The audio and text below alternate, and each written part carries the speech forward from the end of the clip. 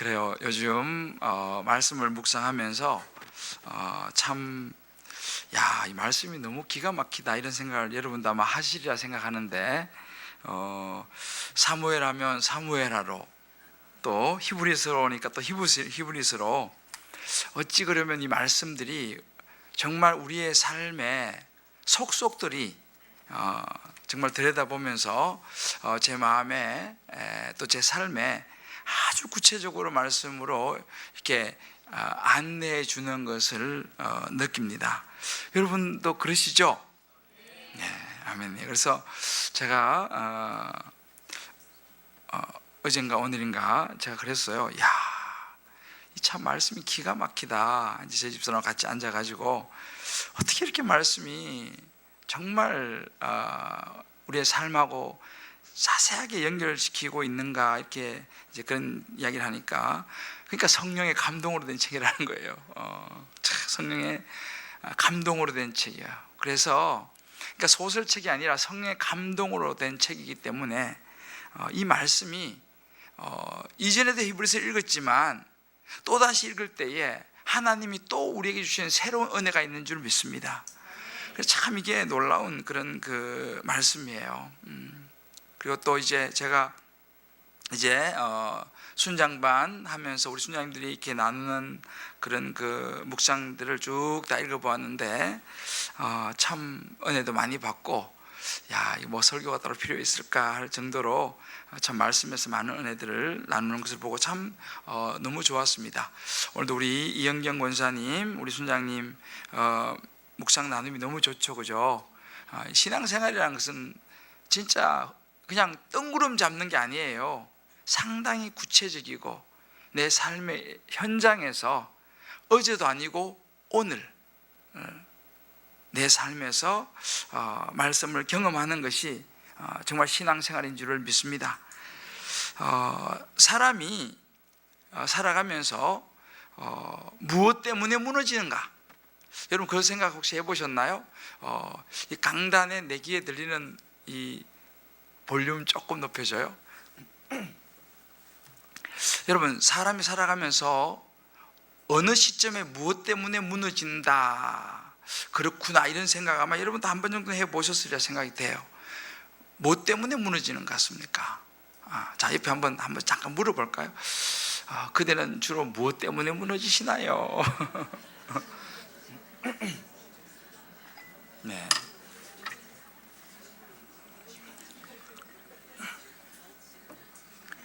네, 우리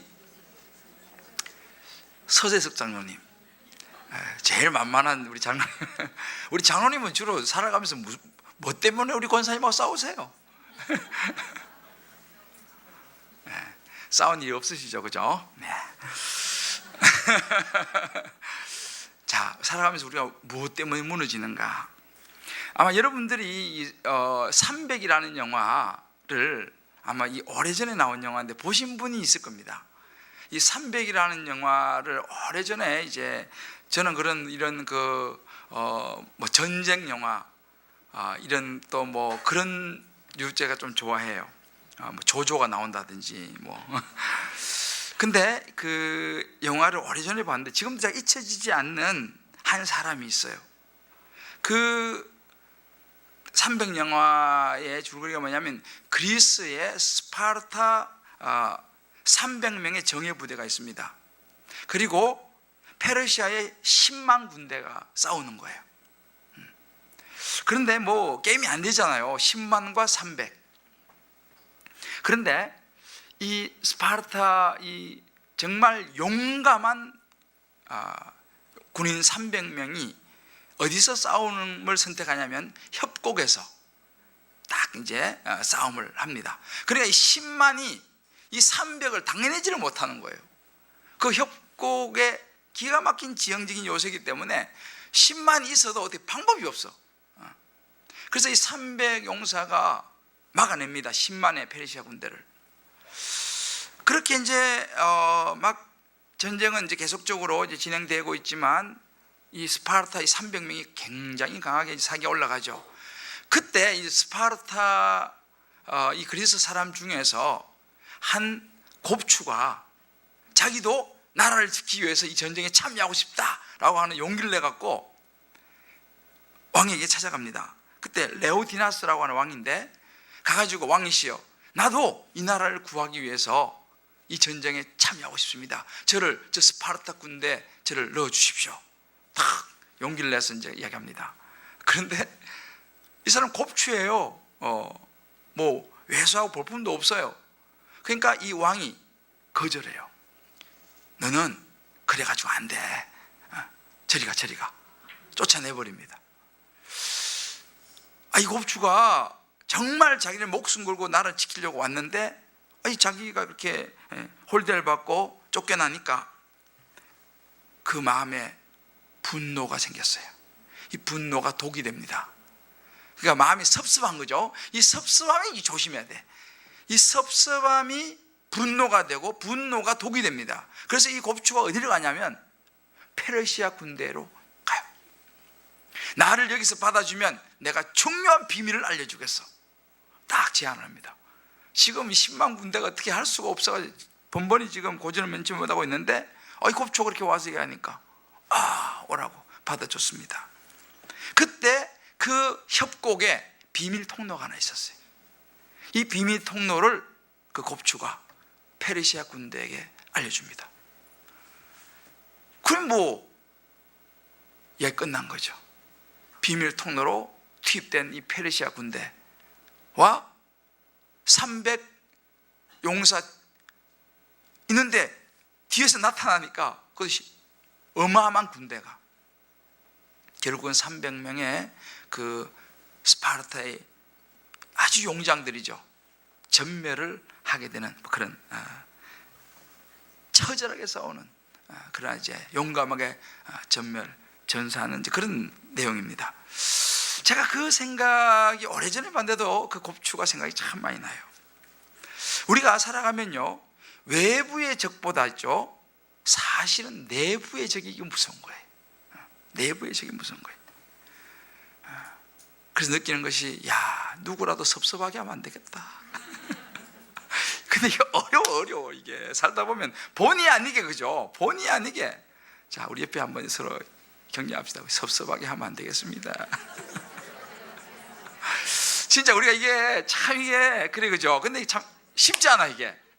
저도 하다 보면, 목회를 하다 보면은 본의 아니게 때로 정말 섭섭해지는 경우가 혹가다 있어요. 그래서 여러분들 혹시 제가 목회하다가 여러분이 조금 섭섭한 일이 생기시면 비밀 알려주면 안 됩니다.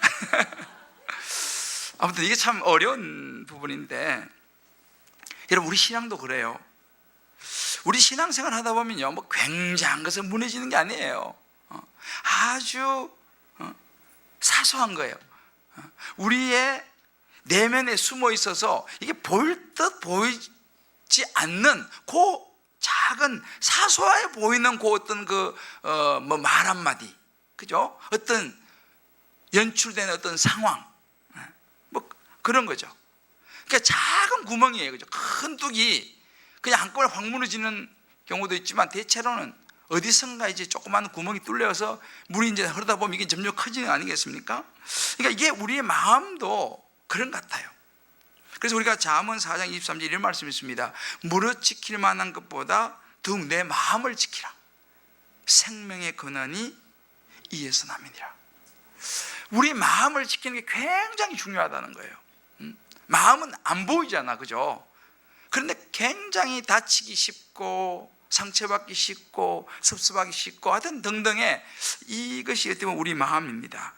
자, 그러면 우리가 이제 오늘 생각해 볼 건 뭐냐면 우리 안에 있는 내부의 적, 우리 안에 내부의 적이 있어요. 우리 마음 안에 우리 마음 안에 있는 이 내부의 적의 정체가 뭔가, 이걸 이제 우리가 저와 함께 오늘 말씀을 생각하면서 한번 보려고 합니다. 오늘 히브리서 기자가요, 이 부분을 우리에게 보여줘요. 이 히브리서 기자가 우리의 마음속에 있는 내부의 적이 어떤 모습인지를 이스라엘 백성들의 모습, 이스라엘 백성들의 마음을 하나의 그 예로 들면서 이제 보여주고, 무엇보다도 하나님께서 그런 이스라엘 백성들의 모습, 마음에 있는 그런 내부의 적을 너무너무 하나님이 잘 아세요. 하나님이시니까 너무 잘 아시기 때문에 그들을 향하여서 경고를 해주는 것입니다. 알려주는 거예요. 가르쳐주는 거예요. 이것이 너희 안에 있는 내부의 적이다. 너 이거 조심해야 된다라고 가르쳐 주시고 때로 경고도 하시고 권면해 주시는 것이 오늘 이 히브리서에 우리가 읽었던 이 본문의 이 말씀입니다. 제가 지난주에 이제 히브리서 말씀을 첫 번 여러분들과 나누었어요. 중요한 지침을 지난주에 이제 흔들리는 세상의 중심 잡기라고 하는 이 말씀 가지고 히브리서 전체를 좀 정리를 해드리면서 이제 스타트를 했는데요. 우리가 오늘 그 3장 1절에 보면 이런 구절이 있습니다. 자, 3장 1절 한번 읽어봅시다. 자, 시작. 네. 히브리서 이제 3장을 시작하시면서 구체적인 이제 그 지침을 주는데, 그러므로 함께 하나님의 부르심을 받은 거룩한 형제들아, 우리가, 저나 여러분이죠, 우리가 믿는 도리의 사도시고 대제사장이신 예수를 깊이 생각하라. 그러니까 우리의 생각의 중심에 두어야 될 분이 예수 그리스도다라고 제가 지난주에 말씀을 드렸죠, 그죠? 우리 중심에 예수 그리스도가 딱 있으면 그 중심추가, 오뚜기가 막 흔들려도 결국은 일어서는 것처럼 예수 그리스도 그분이 나를 위해 십자가에 죽으시고 부활하신 나의 구원자, 내 삶의 구원자 되신 예수님이 내 중심에 딱 자리 잡고 있으면요, 그러니까 그 예수를 깊이 생각하면 우리는 어떤 상황에도 흔들리지 않을 수 있다. 이것이 우리 믿음의 중심이다 라고 지난 첫 시간 믿음과 예수 그리스도에 대해서 여러분들과 나누었습니다. 우리 신앙의 목적과 방향, 예수 그리스도, 이 부분을 이제 지난주 나누었습니다. 그래서 우리가 우리의 삶의 모든 반응이 믿음이고, 올바른 믿음을 끝까지 지키기 위해서는 소망의 확신. 자, 끝까지 믿음을 지키기 위해서는 히브리서 3장 6절입니다. 자, 3장 6절 한번 띄워줘 볼래요? 자, 시작. 그리스도는 하나님의 집을 맡은 아들로서 그와 같이 하셨으니 우리가 소망의 확신과 자랑을 끝까지 굳게 잡고 있으면 우리는 그의 집이라. 아멘. 자, 그리스도는 하나님의 집을 맡은 아들로서 그와 같이 하셨으니, 예수님이 그렇게 하셨다는 거예요. 그래서 우리도 그러면 끝까지 믿음을 지키기 위해서 어떻게 했냐? 예수님이 하신 것처럼 소망의 확신, 그리고 자랑을 끝까지 굳게 잡고 있으면, 그러니까 우리 안에서 끝까지 예수 그리스도, 하나님의 말씀, 우리 지난주에 나왔지만 하나님께서 주시는 말씀으로, 능력의 말씀으로 예수님처럼 우리도 끝까지 굳게 잡고 있으면 우리의 신앙을 끝까지 버텨낼 수 있다, 신앙 경주를 완주할 수 있다라는 부분을 이제 지난주에 나누었습니다. 자, 그러면 이제 오늘은 그 다음 7절부터인데요, 구체적인 가이드라인을 줍니다. 자, 구체적인 가이드라인을 어떻게 시작하고 있냐면 7절 한번 읽어봅시다. 시작. 그러므로 성령이 이르신 바와 같이 오늘 너희가 그의 음성을 듣거든 8절. 광야에서 시험하던 날에 거역하던 것 같이 너희 마음을 완고하게 하지 말라. 자, 이제 여기에 구체적인 가이드가 이제 7절부터 이제 나옵니다. 오늘 우리가 읽었던 본문이죠. 자, 여기에 보면 우리 성령이 이르신 바와 같이 오늘 너희가 그의 음성을 듣거든, 하나님의 말씀을 듣거든, 이 말입니다. 듣거든. 8절. 광야에서 시험하던 날에 거역하던 것처럼 너희 마음을 완고하게 하지 말라라고 말합니다. 자, 여기에서 내부의 적이 나옵니다. 완고함이라고 하는 이 내부의, 우리 마음 안에 내부의 마음이 있어요. 그게 바로 뭐냐? 완고함이다라는 것입니다. 이 완고함이라는 것은 고집이 세거나 완고한, 우리 완고하다 그러면 대충 의미를 여러분 아시죠? 그런 의미를 가지고 있습니다. 쉽게 말해서 여러분, 이 완고함이라고 하는 이 단어 있잖아요. 여기 쓰고 있는 이 단어를 우리 성경에서 딱 치면 있죠. 이제 원어 성경으로 치면 이 완고함이라고 하는 이, 여기 지금 히브리서 나오는 이 단어가 어디에 쫙 뜨냐 하면요, 출애굽기에서 쫙 뜹니다. 똑같은 단어가 떠요, 원어에서. 자, 이 완고함을 누가 이야기할 때 하냐면 바로의 마음을 표현할 때 이 똑같은 단어를 써요. 완고함. 바로의 마음이 완고했다 라고 합니다. 반복해서 계속 쓰입니다. 이런 바로가 어떤 사람입니까?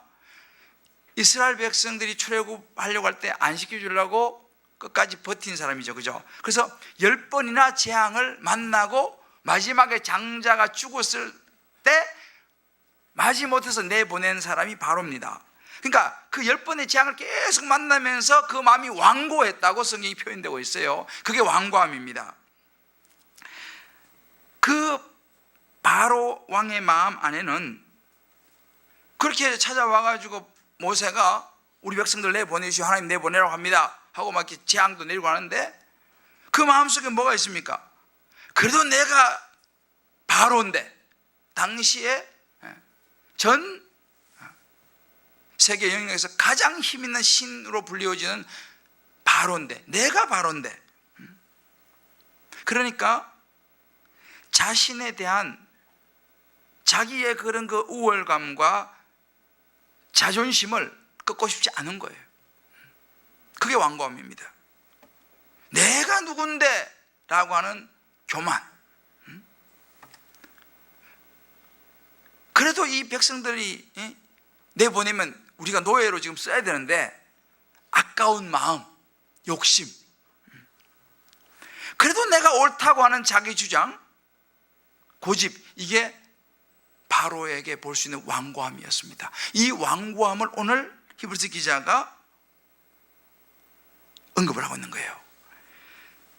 하나님이요, 이런 바로에게 있었던 이 완고한 모습이, 그 마음이 이스라엘 백성들 안에도 있는 것을 아셨어요. 그래서 여러 번 반복합니다. 오늘 8절에 보게 되면 하나님의 음성을 듣거든 너희 마음을 완고하게 하지 말라 그러죠. 그죠? 13절에 또 반복합니다. 13절에도 보게 되면 누구든지 죄의 유혹으로부터 완고하게 되지 않도록 하라. 15절도 마찬가지예요. 15절에 보면 너희 마음을 완고하게 하지, 성경에 일렀으되 오늘 너희가 그의 음성을 듣거든 경로하게 하시던 같이 너희 마음을 완고하게 하지 말라 하였으니, 또 그 다음에 조금 내려가면요 4장 7절에도 똑같이 완고함에 대한 부분을 또 언급해요. 그러니까 여기 얼마 사이에 4번이나 완고하게, 너희 마음을 완고하게 하지 마라 라고 이야기를 합니다. 자, 이게 바로의 이야기, 이스라엘 백성들만의 이야기일까요? 저와 여러분의 모습은 아닌가? 우리 한번 생각해 볼 필요가 있습니다. 한 우리 집사님이 이렇게 묵상을 하셨어요. 주일 설교를 들으며 요즘 완고해져 있는 내가 보였다. 지금 내가 의지하고 있는 것은 무엇인지를 마음으로 들여다보며 하나님의 은혜를 잊고 내 의지대로 살고 있는 교만해져 있는 내가 보였다. 교만한 자 물리치시고 겸손한 자에게 은혜 주시는 하나님을 다시 찾고 믿음을 회복해야 함을 느꼈다. 이제 주일 설교를 듣고 이렇게 이분이 이제 느낌을 적었더라고요. 그러니까 나도 모르게 내가 완고해져야지 이래서 되는 게 아니고 나도 모르게 내 마음이 그렇게 완고해지는 거예요. 아까 우리 이제 권사님 묵상 간증에서도 완악해진 그 자신의 마음들을 이제 나눠줬지 않습니까? 자, 이게 그러면 제 안에도, 여러분 안에도 그 누구를 막론하고, 설사 우리 아이들 마음에도 마찬가지예요. 어른만 그런 게 아니에요. 우리 수요예배 우리 아이들도 나왔는데 참 너무 귀한 우리 아이들이에요. 앞으로 하나님께서 크게 쓸 줄 믿습니다. 자, 그러니까 남녀노소를 막론하고 되게 이 사람은 순해 보이고 착해 보이는 사람이잖아요. 가끔씩, 그죠? 되게 순해 보이고 착해 보여. 속지 마세요. 그 사람 안에도 완고함이 있어. 그 사람 안에도 완고함이 있어. 얼른 내가 완고해져야지 아니에요. 우리 안에 이미 날 때부터 우리 안에 가지고 태어난 이 죄성이 완고함과 연결되어 있습니다. 자, 그러면 오늘 제가 이제 여러분과 함께 나누고 싶은 것이 뭐냐면, 이 완고함은 실제로 우리 마음속에 어떤 모습으로 나타나는가, 이걸 히브리서 기자가 이야기해 주고 있어요. 자, 이 완고함이 내 마음 속에서, 내 생활 속에서 어떻게 나타나는가? 자, 그 첫 번째는 바로 의심이었습니다. 의심하는 마음. 의심하는 마음. 이제 우리 오늘 말씀을 읽어보면 나오겠습니다만, 완고함에 들어있는 모습이, 말씀이 의심하는 마음인데, 이스라엘 백성들의 마음 속에 끊임없이 의심이 일어났습니다. 광야에서 많은 기적을 봤어요. 그러면 당연히 그래, 하나님은 또 이런 문제 생기면 뭐 기적을 일으키실 거야. 하나님께서 먹여 살리지 않겠어? 이렇게 우리가 이제 자신해야 하지 않습니까? 예수님 제자들이 보면 뭐 물을 포도주로 바꾸시고 막 병자를 고치시고 죽은 사람 살리시고 오병이어 이렇게 하면요, 당연히 예수님에 대한 믿음이 확실히 세워져야 되는데, 그럼에도 불구하고 자꾸만 의심이 생기는 거예요. 야, 진짜 우리 먹여 살릴 수 있을까? 광야에서 물을 내실 수 있을까? 야, 저 장대한 사람을 꺾을 수 있을까? 이런 마음이 자꾸 생기는 거예요, 우리 안에. 이 의심하는 마음이 자꾸 생기는 거예요. 대표적으로 여러분이 잘 아시는 여호수아와 갈렙과 나머지 12정탐꾼이 가나안을 정탐하는 장면, 여러분 기억하실 것입니다. 그 여호수아와 갈렙 나머지 10정탐꾼을 가만히 우리가 생각해 보면요, 그 사람들의 그 마음의 반응을 볼 필요가 있어요. 우리가 민수기 14장 1절 2절을 한번 보시면, 자, 한번 성경에 있는 부분 찾아보시겠어요? 민수기 14장. 수요일은 성경에 있으시면 가져오시면 좋겠어요. 14장 1절 2절입니다. 자, 같이 찾으신 분들 같이 읽어봅시다. 자, 시작. 온 회중이 소리를 높여 부르짖으며 백성이 밤새도록 통곡하였더라. 이스라엘 자손이 다 모세와 아론을 원망하며 온 회중이 그들에게 이르되 우리가 애굽 땅에서 죽었거나 이 광야에서 죽었으면 좋았을 것을. 자, 이스라엘 백성들의 반응입니다. 지금 이 여호수아와 갈렙 나머지 10정탐꾼이 정탐을 하고 와서 보고를 했어요. 그 이야기를 듣고 이스라엘 백성들이 막 통곡하고 원망하고 막 그렇게 합니다. 하나님께서 홍해를 이제 가르시고 역사하셨던 것은 잊어버렸어요. 잊어버리고 당장 이제 그 정탐꾼 10명의 이야기를 듣고 이런 반응을 보인 거죠. 자, 민수기 14장 9절입니다. 자, 민수기 14장 9절 같이 읽어봅시다. 시작. 네, 제가 좀 벗었습니다. 자, 여기 보면 여호수아와 갈렙의 반응은 완전히 다른 반응을 보이게 됩니다.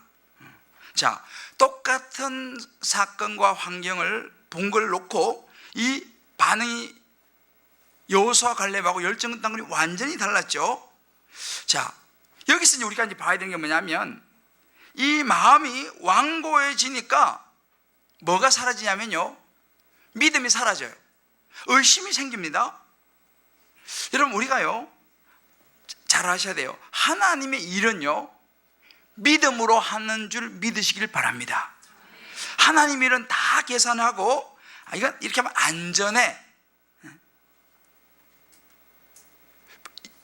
라고 하는 그것만 하는 게 아닙니다. 만약에 우리가 다 계산하고요, 내가 다 보니까 이거 안전한 길만 골라간다면 사실은 하나님이 필요 없어요. 하나님이 필요 없어요. 물론 누가복음 14장 28절 이런 말씀이 있습니다.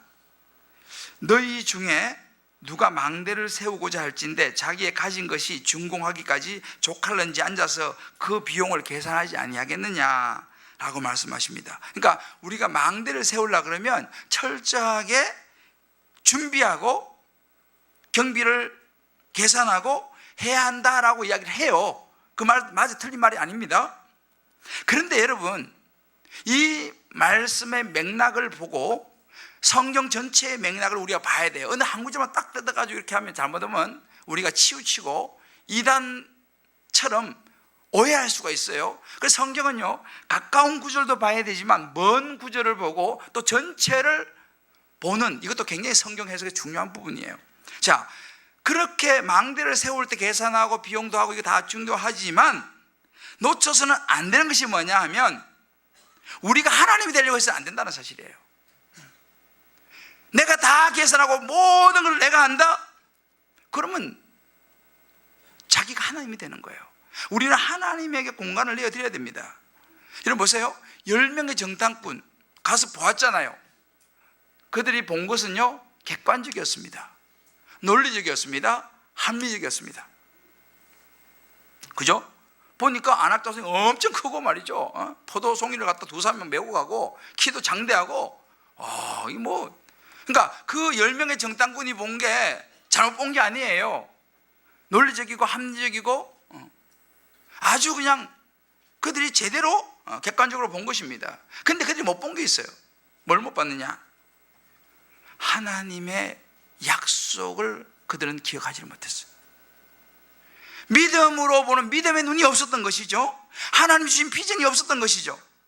내가 너희를 이끌어서 가나안으로 인도하겠다라고 한 하나님의 약속, 비전이 있었는데 그거는 싹 빼버리고 인간적인 것만 생각하니까 이게 말이 안 되는 거죠. 사실 어찌 보면 가장 중요한 부분이에요. 그러니까 그걸 싹 빼버리고 논리적이고 합리적이고 객관적인 것만 이스라엘 백성들에게 얘기해서 우리는 절대로 저들을 어떻게 할 수 없다. 그러니까 백성들이 그 말 듣고 막 울고 통곡하고 원망, 모세 원망, 아론 원망하고 그렇게 하지 않습니까? 결국은 이 사람 이스라엘 백성들, 이게 10정탐꾼이죠. 10정탐꾼과 그 이야기를 듣고 믿음의 눈으로 보지 않고 그들과 함께 동조하고 원망하고 불평했던 이 사람들은요, 결국은 그 마음이 이제 완악해서 의심으로 가득 찼기 때문에 하나님의 진노를 사게 됩니다. 그래서 민수기 14장 11절, 자 한번 여러분 적어보시는지 모르겠는데 민수기 14장 11절 같이 읽어봅시다. 한번 찾으시면 읽어봅시다. 자, 시작. 여호와께서 모세에게 이르시되 이 백성이 어느 때까지 나를 멸시하겠느냐? 내가 그들 중에 많은 이적을 행하였으나 어느 때까지 나를 믿지 않겠느냐? 자, 그 백성들이 막 원망하고 막 울부짖으면서 막 모세 아론 어디 있어 막 나와 막 해가지고 막 지금 막 이렇게 하는 모습을 보았습니다. 하나님께서 여호수아와 갈렙은 걱정하지 마시오, 그 사람들 우리 밥입니다. 그러면서 이렇게 말해요. 마지막에 그들의 보호자는 그들에게 떠났고 여호와는 우리와 함께 하시느니라. 그들을 두려워하지 말라. 뭐예요? 그러니까 이 여호수아와 갈렙도 그냥 볼 때는 똑같이 그들과 10명과 똑같이 보였습니다만 그들은 뭘 놓치지 않았냐면요, 하나님의 약속, 하나님이 가나안 땅을 주시겠다고 하신 약속, 하나님께서 함께 하심으로 두려워할 것이 없다라고 하는 이 믿음을 붙잡은 거예요. 요게 차이입니다. 그걸 붙잡지 못한 사람들이 하나님께서 말씀하시죠. 여호와께서 모세에게 이르시되 이 백성이 어느 때까지 나를 멸시하겠느냐? 내가 그들 중에 많은 이적을 행하였으나, 홍해도 가르고 말이죠. 많은 이적을 행했지만 어느 때까지 나를 믿지 않겠느냐? 하나님께서 말씀하세요. 여러분 다시 히브리서로 돌아오시면 됩니다. 자, 히브리서 4장 2절, 히브리서 4장으로 다시 돌아와서요, 똑같은 말씀을 하세요. 성경은 똑같습니다. 창세기부터 계시록까지 기가 막혀야 하는 거예요. 다 일치해요. 자, 히브리서 4장 2절 같이 읽어봅시다. 시작. 그들과 같이 우리도 복음 전함을 받은 자이나 들은 바 그 말씀이 그들에게 유익하지 못한 것은 듣는 자가 믿음과 결부시키지 아니함이라. 자, 이 히브리서 기자가 하나님께서 주시는 말씀이 뭐냐? 복음 전함을 받았어요. 그런데 말씀을 받았는데 그 말씀이 별로 유익이 안 돼. 왜 유익이 안 되냐? 듣는 자가요, 듣기만 하고 그것을 믿음하고 연결을 시키지 않았어. 여러분, 듣는 것도 중요합니다. 이스라엘 백성들이 그랬어요. 보고 들었습니다. 하나님 계속 말씀하세요. 그런데 실제로 삶의 현장에서는 말씀 들은 것을 연결을 안 시키는 거예요. 여러분, 요즘은요, 우리나라 특별히 이제 이 매스컴이 많이 발달하고 요즘 또 이 유선 방송이 아주 많이 발달해서 이 기독교 방송에서 하여튼 유명하신 분들도 많이 나오고 아주 주옥 같은 그런 그 설교들이 많이 나와요. 좋습니다. 설교 이렇게 듣고, 저희 어머님도 제가 자주 못 가지만 어쩌다 어머님 가시면 아예 그냥 늘 기독교 방송 틀어놓고 그냥 뭘 하시더라도 그냥 틀어놓고 그냥 하세요. 보면 저희 어머니도 좋은 겁니다. 그런데 여러분, 한 가지 우리가 생각할 게 뭐냐면, 거기에 나오는 주옥 같은 좋은 말씀을 우리가 듣지 않습니까? 그 듣는 것이 그것이 내 믿음이라고 착각하시면 안 돼. 정확하게 말하면 그거는 그분의 믿음이에요. 물론 그분도 말씀만 하시는지 그걸 진짜 믿는지는 모르겠지만, 아무튼 그것은 그분의 믿음입니다. 내가 그걸 듣는다고 해서 유익하긴 하지만 그것이 내 믿음이라고 착각하시면 안 돼. 우리가요, 그걸 어떻게 알 수 있느냐? 좋은 설교 아무리 많이 들어도 실제로 내 삶의 현장에서 어떤 일이 딱 생기면요, 생각이 안 나요. 나는 여전히 내 방식대로, 세상 사람들이 하는 방식대로 선택을 하면서 살아가는 경우가 많습니다.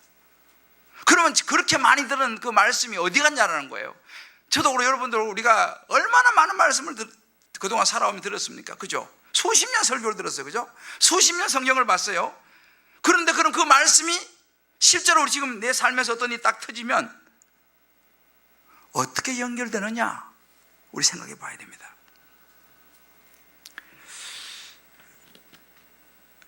우리가 오늘 이 본문 12절에 보면요, 12절 한번 읽어봅시다. 12절.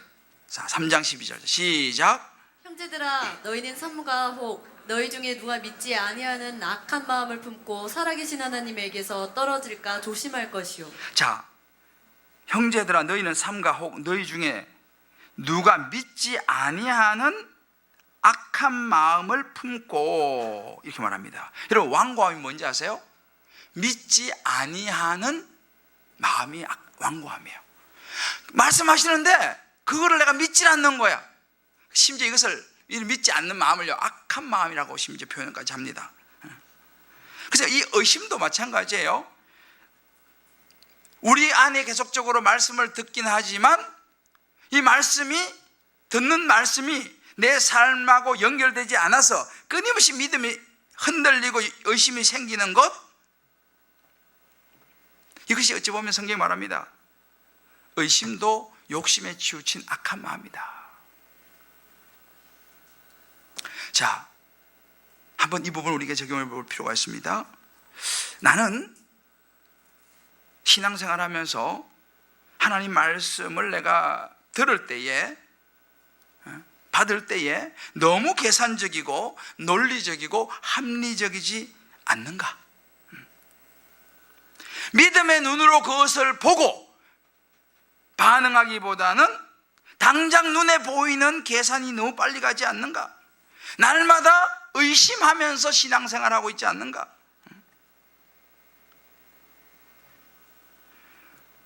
이것이 이렇게 될지도 몰라. 혹시 누가 옆에서 한마디 하면요, 거기에 온 마음을 빼앗겨가지고 그냥 요동을 치면서 그냥 힘들어하고, 혼자 미리 다 땡겨서 걱정하고 상상하고 소설 쓰고,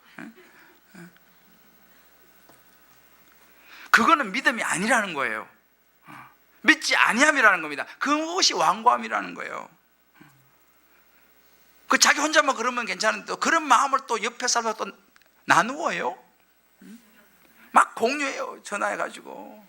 그것도 그걸로 전념이 돼. 여러분, 이게 완고함이에요. 의심하는 마음, 자꾸 의심이 생기는 마음. 제가 최근에 아주 제 마음에 담겨진 한 마디가 있어요. 이제 소천하셨지만 하영조 목사님이 암 수술 5번 받으시고 이제 목회자들 대상으로 세미나를 한 적이 있습니다. 거기서 그런 이야기를 하셨어요. 자, 저를 한번 따라해 봅시다. 생각을 많이 하면 사람이 보이고, 기도를 많이 하면 하나님이 보인다. 이 말씀이 너무 맞더라고. 생각을 많이 하면 사람이 보이고 기도를 많이 하면 하나님이 보인다는 거예요. 현대인들은 생각을 너무 많이 해요. 해도 너무 많이 해요. 생각을 너무 많이 해요. 그러니까 생각을 너무 많이 하니까 날마다 사람밖에 안 보여요. 계산하고 이거 안 됩니다, 이거 안 됩니다. 이거 안 됩니다. 너 생각을 다들 너무 이제 공부도 다들 많이 하시고 그냥 하여튼 너무 똑똑하셔요. 그래서 생각을 많이 해요. 생각 자체가 나쁜 건 아니에요. 그러니까 사람만 보여. 기도를 해야 돼요. 기도하면 하나님이 보이는 거예요. 할렐루야. 저와 여러분이 의심의 생각을 내려놓고 하나님 앞에 기도하시게 되시기를 주의 이름으로 축복합니다. 할렐루야. 자, 우리 옆에 분에게 손잡고 하면 이렇게 얘기해줘요. 생각을 내려놓고 기도합시다. 그러면 하나님이 볼 것입니다. 할렐루야. 그래요. 학생이 그냥 책상에 앉아서 공부해야 되는데 점수가 나와야 되는데 그런다고 점수가 나오는 게 아니고 공부를 해야지. 그죠? 하나님을 찾아야 돼. 하나님께 기도해야 됩니다. 의심하는 마음, 이게 완고함의 첫 번째. 두 번째, 완고함은 우리에게 어떻게 나타나냐면 권면을 받지 않는 마음으로 나타납니다. 완고함은 권면을 받지 않는 마음이에요. 자, 오늘 13절에 보면 그 모습이 나옵니다. 13절 읽어봅시다. 자, 시작. 오직 오늘이라 일컫는 동안에 매일 피차 권면하여 너희 중에 누구든지 죄의 유혹으로 완고하게 되지 않도록 하라. 아멘. 자, 우리의 완고함은 권면을 받지 않는 마음으로 나온다 그랬잖아요. 여기 나오잖아요. 피차 권면하여 누구든지 너희 중에 누구든지 죄의 유혹으로 완고하게 되지 않도록 하라. 뭐예요? 완고하게 안 되려 그러면 피차 권면을 해야 되는 거예요. 그죠? 그런데 문제는 완고해서 권면을 안 받아. 권면을 안 받아. 이게 완고의 다른 모습입니다.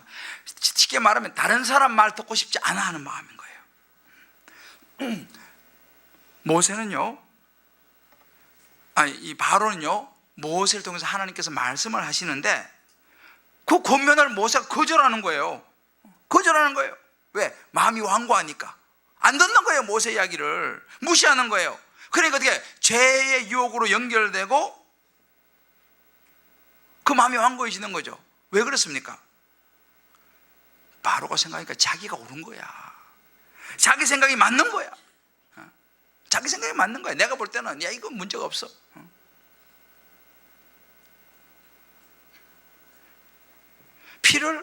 물을 피로? 자, 마술사 불러라. 마술사도 할 수 있어. 그러니까 자기 생각하는 거예요. 자기가 맞는 거예요. 그게 자꾸만 권면을 안 받아들이는 거예요. 받아들이면 되는데 사람이요, 갈수록 고집이 세져요. 제가 가만히 저도 이제 보니까 나이가 들수록 고집이 세져요. 다른 사람 말 잘 안 들어요. 듣는 것처럼 하는데 안 들어요, 사실은. 근데 우리 아이들은요, 그래도 훨씬 나아요. 아이들은 엄마가 뭐라면 좀 고쳐요. 근데 나이가 들면 들수록 어려워요. 아이들은 마음이 단단하지 않지 않습니까? 오랫동안 자기가 가져온 스타일이 있어요. 신앙생활도 마찬가지예요. 내가 오랫동안 해오던 신앙 스타일이 있기 때문에 이 스타일을 하나님이 바꾸라 그래도 안 바꿔. 하나님께서 성경을 통해서 매일 말씀하시는 거예요. 너 그거 좀 바꿔야 된다. 너 완고함 좀 버려야 된다. 너 내 말 좀 들으라. 내 권면 좀 들으라. 아멘 해놓고는 돌아가서 똑같이 해요. 뭐 일부러 하나님을 거역하려고 하는 건 아니에요. 그러나 자기도 모르게 내 마음이 완고해져 있어. 내 스타일이 딱 있어. 내 스타일 딱 와가지고 찬송 딱 부르면 오늘 또 모르는 찬송 부르네. 하여튼 좀 아는 찬송 좀 부르지. 근데 그 옆에 있는 분은 또 막 그분은 아는데 나만 모르는 거예요. 그죠? 그럼 집에 가가지고 그거 좀 배워갖고 나도 다음에 불러봐야겠다 이렇게 생각하면 얼마나 좋아요. 하여튼 내가 모르는 건 부르면 안 좋아. 그러니까 날마다 405장만 불러야 돼. 여담입니다. 우리가 있잖아요, 우리가 권면을 받지 않는 마음, 이게 완고함인 거예요. 새로운 것도 받아들이고 배울 수 있는 저와 여러분 되시기를 주의 이름으로 축복합니다. 그래서 우리 찬양도 그렇고 모든 것도 우리가 항상 변화에는 우리가 굉장히 별로 이렇게 나이가 들수록 변화를 싫어해요. 변화를 싫어해요. 저도 이제 조금씩 나이가 들어가니까 제가 이해를 조금씩 하게 돼요. 하나님의 방법은 뭐냐 하면요, 피차 권면이에요. 자기 스타일을 깨야 돼요. 불교에 오래 계시다가 전도 받아가지고 온 우리 교회 지금 집사님 되셨죠. 오래 불교에 있다가 오니까 처음에는 아멘이 안 나와. 아미타불 하면 자꾸 자기도 모르게 손이 모아지는 거예요. 자기도 모르게. 왜? 오래 세월 동안 불교의 심취해서 있다 왔어요. 요즘은 그래도 아멘도 잘하고 이제 많이 변했어요. 권면을 받는 거죠. 성도님 여기서 그러시면 안 됩니다. 여기는 아멘으로 하셔야지. 이렇게 하니까 그분이 그래요 목사님? 알겠어요. 아멘. 대통령 손 이거보다도 이제 처음에는 이게 안 되는 거예요. 그러니까 이야기해 주니까 그래요 목사님? 알겠습니다. 지금은요 이제 잘해요. 여러분, 죄의 유혹은요 혼자 있으면 분별이 잘 안 될 때가 많이 있어요. 피차 권면하는 것이 하나님의 방법이에요. 권면을 받고 권면하고 서로 이게 피차 권면하여 완고하게 되지 않도록 하라 그랬지 않습니까? 여러분, 이단들이 뭔지 아세요? 이 사단의 이단들은요 혼자 있는 사람을 노려요. 보이스피싱 아시죠? 뭐 이제 우리 많이 들어서 아는데 보이스피싱이 하면 그런다는 거예요. 옆에 누가 있습니까? 그 물어본대. 절대로 옆에 사람한테 이야기하면 안 되고 한쪽으로 따로 나오라고. 그래가지고 이거를 누구한테 물어볼 시간을 안 준다는 놈만. 왜? 물어보면 보이스피싱 탄로나니까. 그죠? 피차 권면할 시간을 안 주는 거예요. 전화 끊지 마세요. 끊으면 큰일 납니다. 그래가지고 계속 전화 못 끊게 하면서 그냥 어디로 가라 저리 가라 막 그렇게 보이스피싱 한다지 않습니까? 바로 이게 사단의 유혹인 거예요. 혹시라도 누구한테 물어볼까 싶어갖고. 자, 우리 옆에 분에게 그냥 권면합시다. 혼자는 위험합니다. 혼자는 위험해요. 물론 우리가 반대도 잘 분별해야 돼요. 잘못하면 이 사람이 군중심리라는 게 또 있어요. 피차 권면이 굉장히 귀하고 좋지만 이게 올바르지 않은 방향으로 가는 피차 권면으로 가게 되면요 문제가 심각해져. 이스라엘 백성들 10명이 2명 여호수아 갈렙은 믿음으로 봤는데 10명이 그러니까 사람들이 10명의 분위기가 따라가 버렸잖아요. 그걸 다 망했잖아요. 그래서 우리가 사실은 피차 권면이 너무 중요하지만 자칫하면 서로 이게 군중심리 우하는 이것도 분별해야 돼요. 할렐루야. 이것도 한 번 정도 생각을 해 주셔야 돼. 분별해야 돼. 이거 분별 못하면요 그냥 가버리는 거예요. 그래가지고 이스라엘 백성들 10명의 그 분위기 따라가가지고 그 사람들 아무도 가나안 땅에 못 들어갔잖아요. 아직도 가나안 땅에 도착 못했어요. 그 사람들 지금. 그 사람들 아무도 못 들어갔습니다. 광야에 다 죽었어요. 왜요? 그냥 휩쓸려 버려가지고 광야에 못 들어, 가나안 땅에 못 들어갔지 않습니까? 그러니까 그런 것도 있다라고 한번 좀 생각해 볼 필요가 있습니다. 한번 우리가 이 부분도 이 완고함, 권면을 받지 않는 이 마음에 우리 한번 적용해 볼 필요가 있습니다. 나는 신앙생활을 하는 데 있어서 다른 사람의 권면을 혹시 싫어하지 않는가? 가끔 그런 분이 있어요. 아이고 피참, 저는 안 주고 안 받습니다. 그냥 하지도 않고 받지도 않습니다. 여러분, 그건 신앙이 아니에요. 주님은요 서로를 굉장히 많이 강조합니다. 서로 굉장히 중요한 거예요. 하나님이 우리를 만드실 때 함께 하라고 만든 거예요. 아담과 하와를 붙여주시고, 성경은 전부 다 공동체입니다. 공동체. 창세기부터 계시록까지 다 함께하는 공동체예요. 혼자 따로 어디 떨어져 가지고 하는 거 없어요. 여러분, 신앙생활은 만약에 신앙생활을 혼자서만 난 하겠다, 그게 바로 완고함의 모습입니다. 한번 생각해 보세요. 여러분 주변에는 신앙적인 권면을 나눌 그런 믿음의 형제 자매들이 주변에 있습니까? 그런 다락방이 있습니까? 여러분, 공동체로 꼭 들어가셔야 됩니다. 다락방으로 소그룹으로 들어가셔야 됩니다. 훈련과 양육 속으로 들어가셔야 됩니다. 그래야지 그 안에서 우리의 약함도 나누면서 우리의 완고함을, 이 완고함으로부터 우리의 마음을 지켜낼 수 있는 줄 믿으시길 바랍니다. 할렐루야. 마지막으로 완고함의 우리 마음속에 나타나는 현상은 순종하지 않는 마음입니다. 이 순종이라고 하는 단어는요, 히브리서가 믿음장이잖아, 그죠? 믿음 딱 떠오르잖아요. 근데 히브리서에서요 굉장히 많이 언급하는 것이 순종이라고 하는 단어를 굉장히 많이 언급합니다. 왜 그럴까요? 자, 오늘 18절 한번 봅시다. 자, 같이 읽어볼까요? 시작. 또 하나님이 누구에게 맹세하사 그의 안식에 들어오지 못하리라 하셨느냐? 곧 순종하지 아니하던 자들에게가 아니냐? 자, 안식에 들어오지 못하리라 하셨느냐? 순종하지 아니하던 자들이 아니냐라고 말합니다. 왜요? 그들이 믿지 아니함으로 능히 들어가지 못한 것이라 라고 말씀합니다. 자, 왜 순종하지 않는가? 쉽게 말해 안 믿으니까 순종 안 하는 거예요. 여러분, 우리가 믿는다고 말하지만 사실 안 믿을 때가 많이 있어요. 그러니까 순종이 안 되는 거예요. 여러분, 우리가 천국이 있다 믿잖아, 그죠? 그런데 진짜 천국이 있다는 것을 확신하면요, 누가 순종 안 하겠어요? 천국이 막 저기 막 보이잖아요. 예수님이 저기서 막 손짓하고 있어. 오늘 우리 박경지 집사님이 딱 나비네타메고 앞에서 문에서 딱 이렇게 안내하는 게 보기 좋죠. 다음 주 올 땐 그냥 완전 빵이라도 하나 갖다 줘요. 얼마나 좋아요. 집사님이 딱 안내하니까 너무 좋잖아, 그죠? 그런데 그 자리에 예수님이 서 있다고 생각해보세요. 예수님이 아마 매어 터질 거예요. 예수님이 보내셔서 왔어요, 우리 박 집사님이. 할렐루야. 왜 우리가 순종이 안 되느냐? 확신이 안 되기 때문에. 확신이 안 되기 때문에. 예를 들어서 여기 아파트에 투자하면 대박 난다.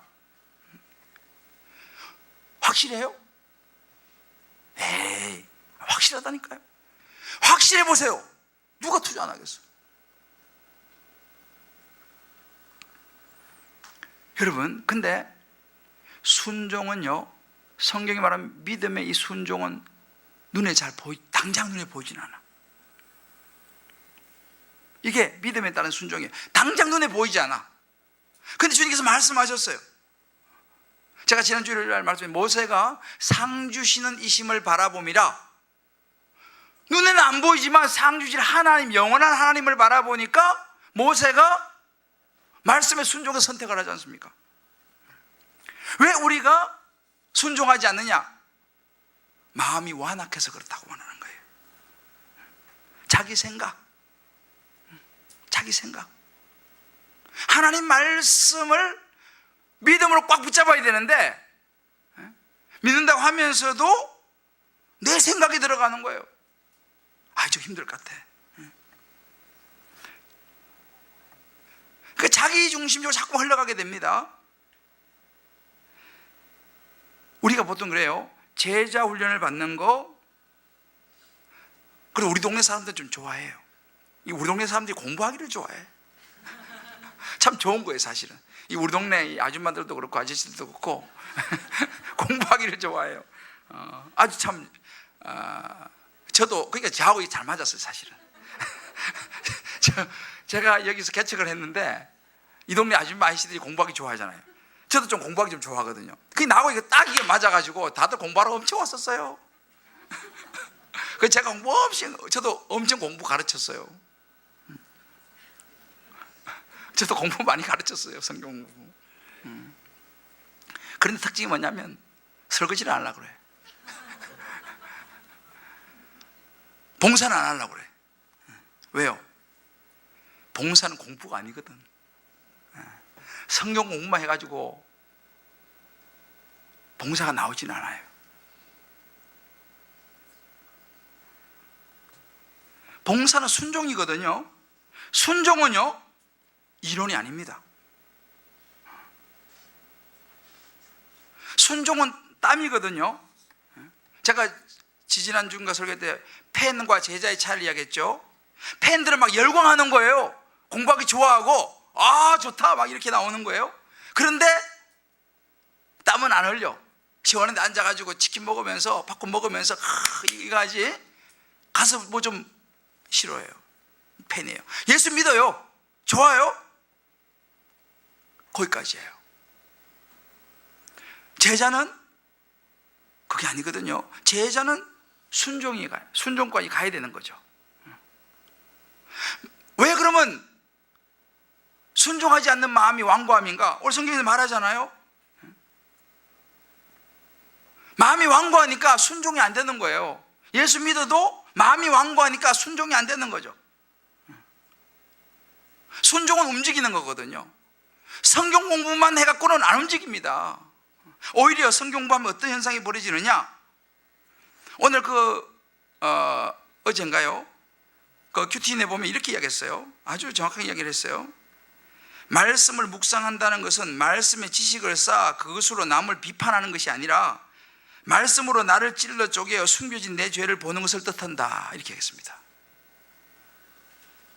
내가 열심히 큐티하고 말씀 묵상 성경 공부해갖고 누구를 정죄하고 비판하고 옳고 그러고 그거 하려고 말씀 묵상하면 안 된다 이 말이에요.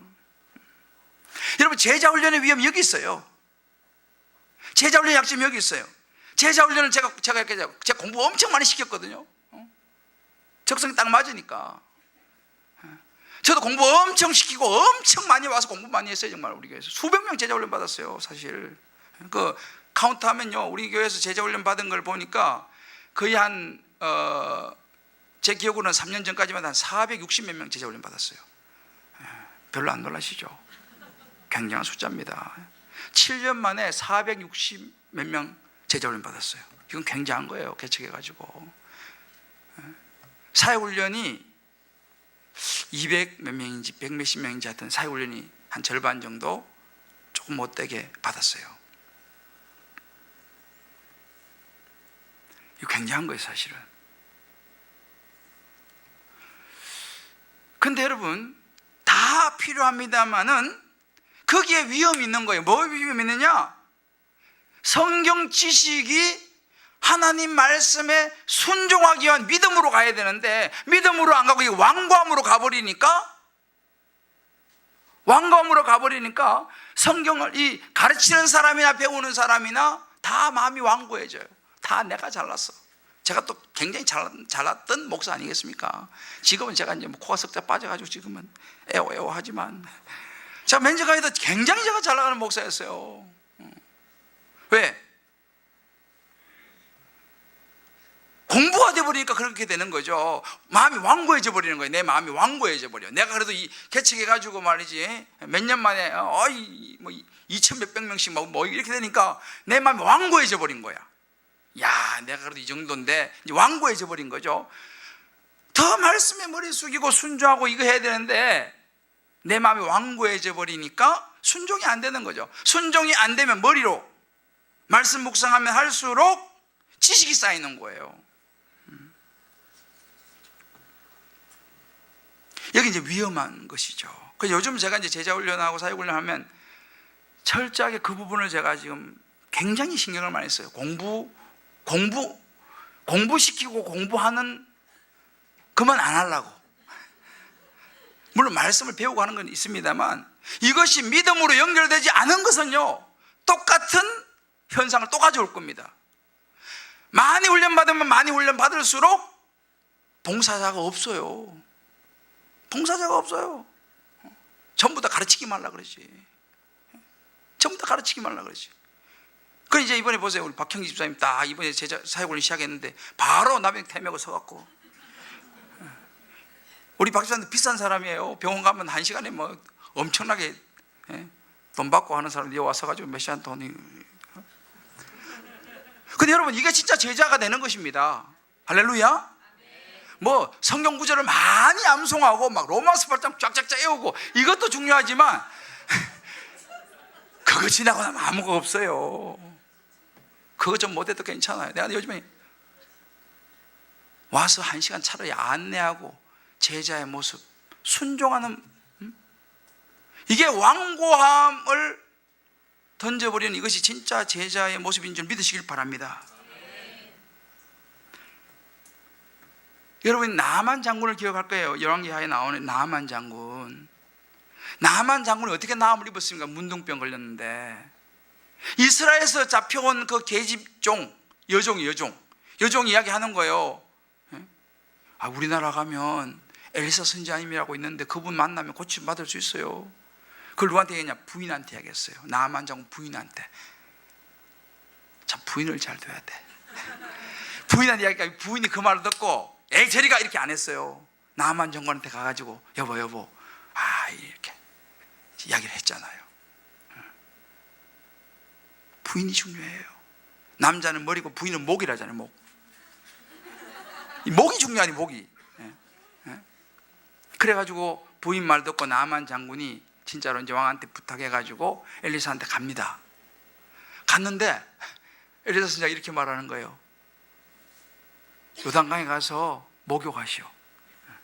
이렇게 얘기해요. 나만이요 어떻게 했는지 아세요? 콧방귀를 낍니다.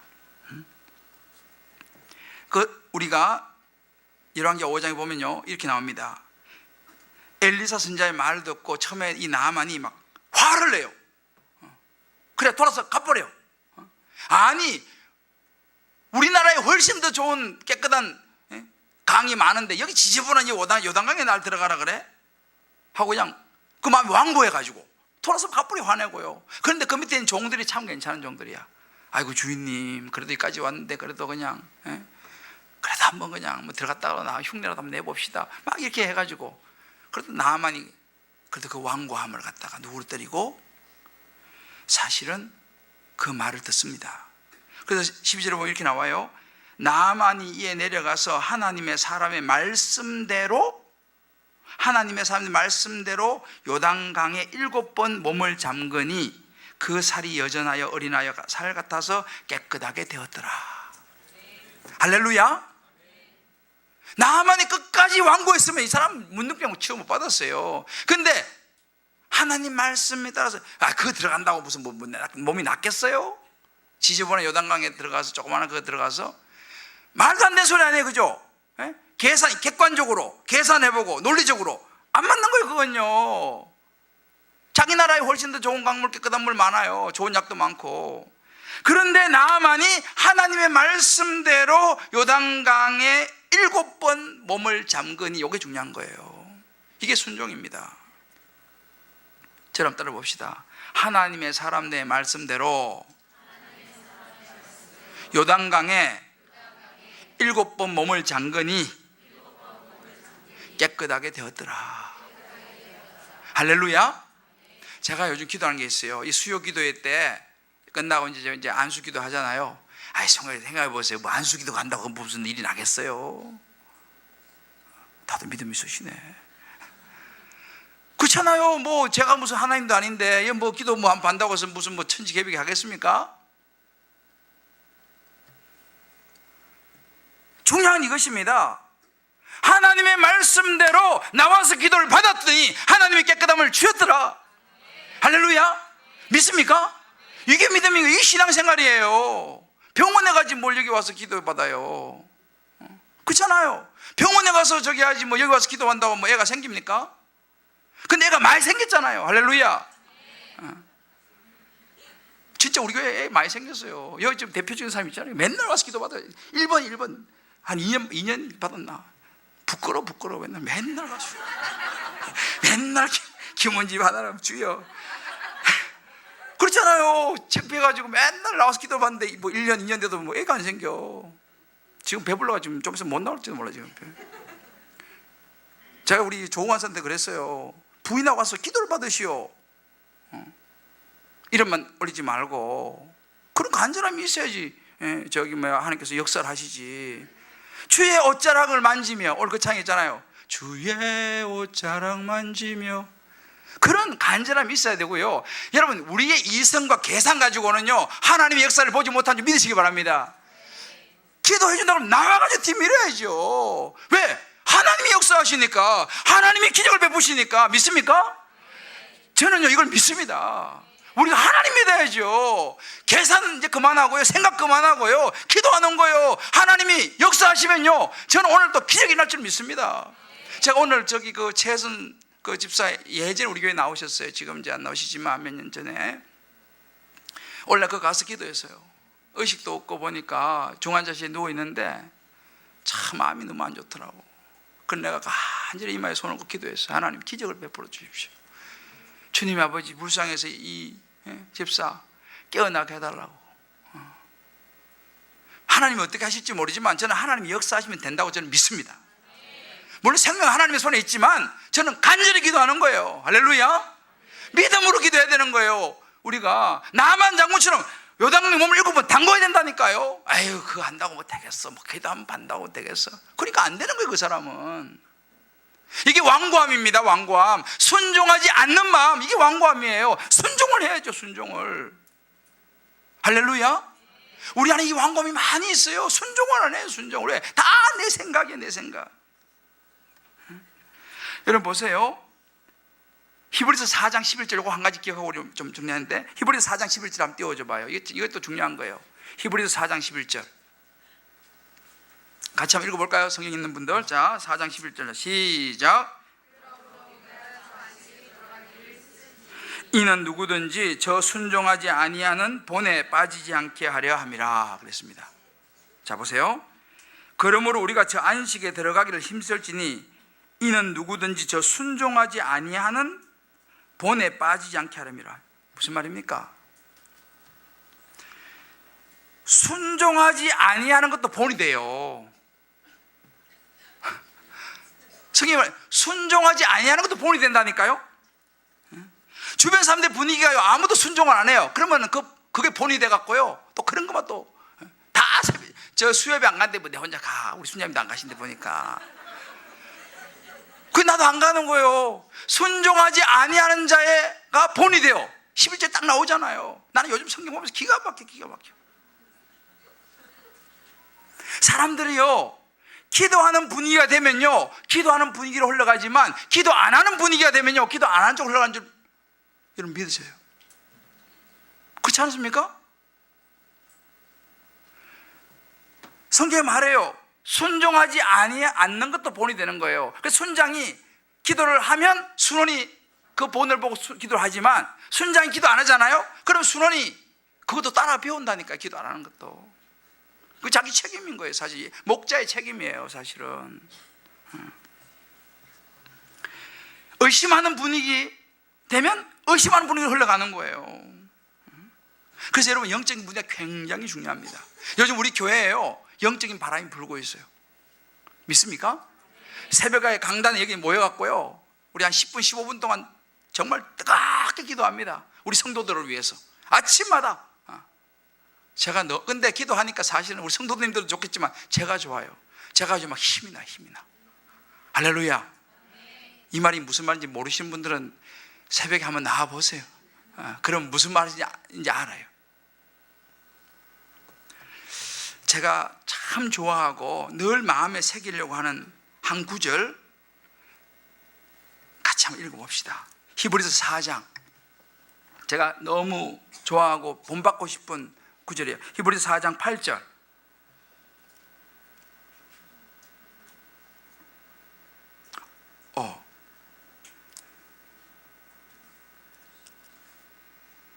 미안합니다. 5장입니다. 5장 8절. 깜짝 놀랐습니다.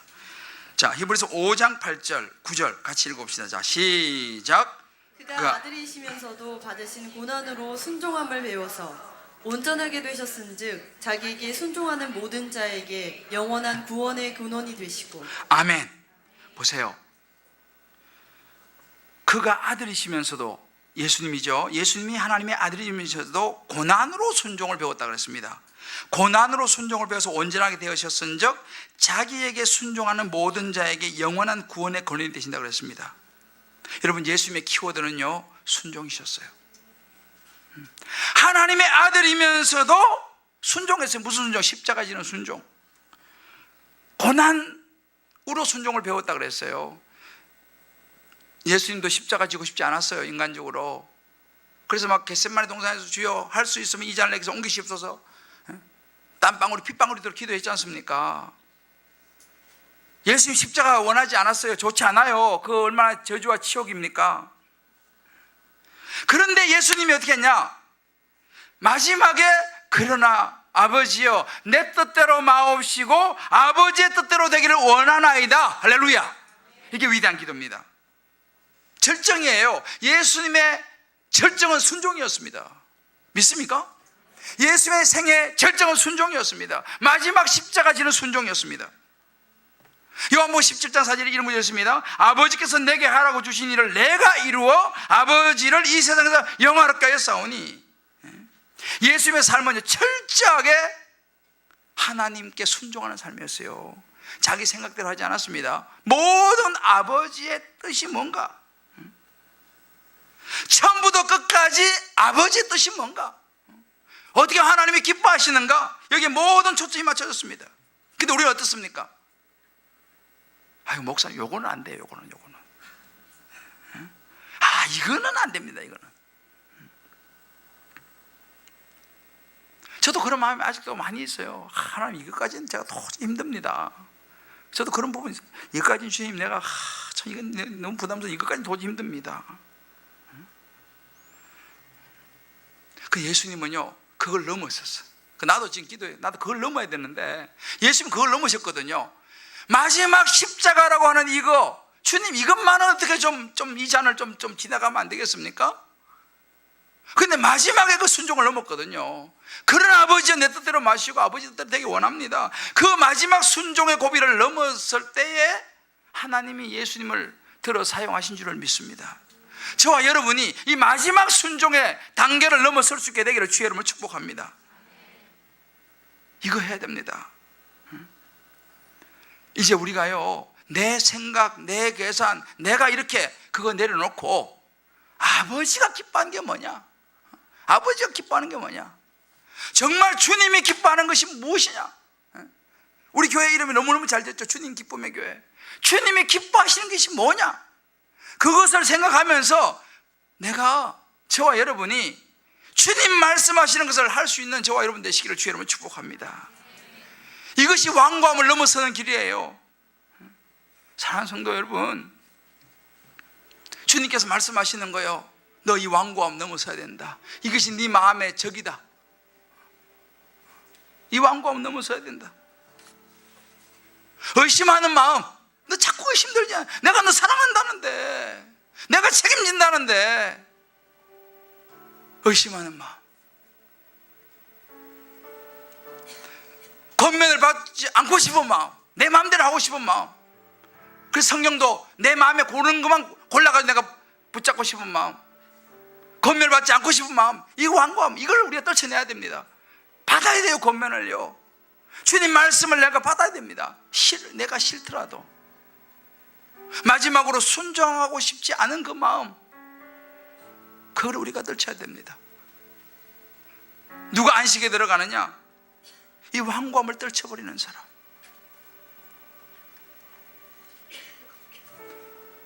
나의 영원하신 기업 생명보다 귀하다. 나의 갈 길 다가도록 나와 동행하소서. 우리 찬송 같이 부르면서 오늘 말씀 붙잡고 같이 한번 기도했으면 좋겠습니다.